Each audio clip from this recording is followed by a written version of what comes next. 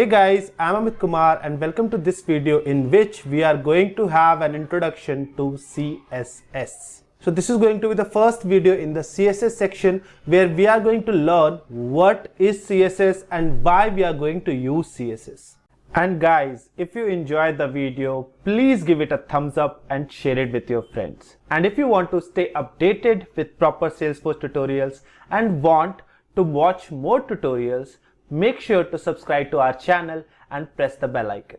Also, if you have thoughts or question, drop it in the comments. I would love to hear from you and promise I will read every single one. Thank you so much guys, and now you can proceed with the video. Now CSS stands for Cascading Style Sheets. It describes how the HTML elements are to be displayed on the web page. So it is the language which we use to style the HTML document. So HTML document basically decides the content of the web page. So CSS is the language which decides the style of the web page.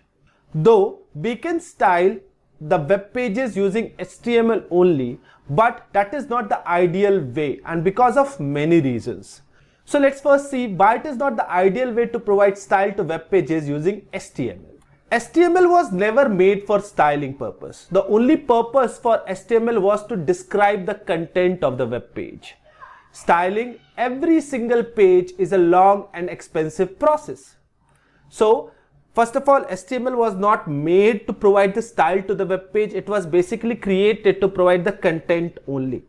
Secondly, for every HTML page of the website, if we are providing the style on the HTML itself, then the process of providing the style becomes very lengthy and we cannot reuse that specific style anywhere else.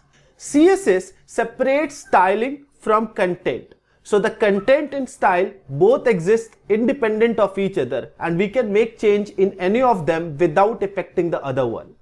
Secondly, if we are providing the style on the CSS part, we can change the style of the whole website, that is multiple pages, by changing one file. So by changing the style in just one place, we can change the style of multiple HTML pages if we are using CSS. So now, because we understood why we will use CSS to provide style, why we will not use HTML only to provide the style on the web page, let's see the syntax of CSS. A CSS rule consists of two sections. The first section is known as selector. Now the selector points to the HTML element which you are styling right now. And the second known as declaration block. Now declaration block surrounded by curly braces, and each declaration block contains multiple declarations. Now it's up to us. If we are going to provide only one style, then there will be only one declaration. But if we are going to provide more than one style, then there will be multiple declarations inside one declaration block.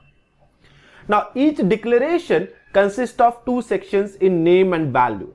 The name represents the name of the property and the value represents the value of the property.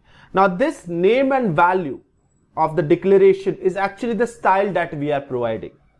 Now, because when we can have multiple declarations, so these multiple declarations can be separated by a semicolon. So you can understand it clearly with this image. So here H1 is nothing but the selector. So by specifying H1, we are specifying all the H1 elements in the page. You can see a declaration block over there, which is starting and closing with the curly braces. Now inside the declaration block, there are multiple declarations like color red, text align center. Each declaration is having two things, property name and property value. So color is the name of the property and red is the value of the property. Similarly, text align is the name of a property and center is a value of it. And you can clearly see both these declarations are separated by a semicolon. So it's pretty much of talk, and now it's time to see the things practically. So guys, here we are on our VS Code. So let me quickly create an HTML file with some CSS inside it so that we can understand about the declaration and the declaration block that we used to write for CSS using a selector. So let me right click on this folder, click on new file, and let me mention it as intro.html. Now inside this file, let me quickly put some standard HTML code. And in this file, I'm going to add one heading. In fact, I'm going to add two heading over here, as this is heading 1 and this is heading 2. I'm intentionally making both the headings as H1 And let me run this file to see the output on the screen. So you can clearly see that both these headings are available over here. Now to provide a CSS over here, I need to include style. Now this style tag I will provide inside the head element itself. Now we will learn in coming videos like what are the various ways in which we can include CSS in our file. And there I will explain you that this is not the ideal way in which we will write down CSS. But right now our focus is basically to understand how we write CSS rather than focusing on what is the ideal way. So here in the style tag, I am going to use the selector H1, then the declaration block. And within the declaration block, I am going to use one declaration with a color property and with a value as red. Now as soon as I will save this file, you can clearly see that both this H1 is becoming red in color. Similarly, I can use another property over here as text align and provide the property value as center. And as soon as I will save it, both these headings will come in center. So basically I use the selector H1, then a declaration block with two declarations separated by semicolon, and each declaration is having a property name and a property value. Throughout this CSS course, we are going to learn about different types of properties that we basically use to style different types of tags. While that marks the end of this video, see you soon in the next video. Till then, thank you and take care.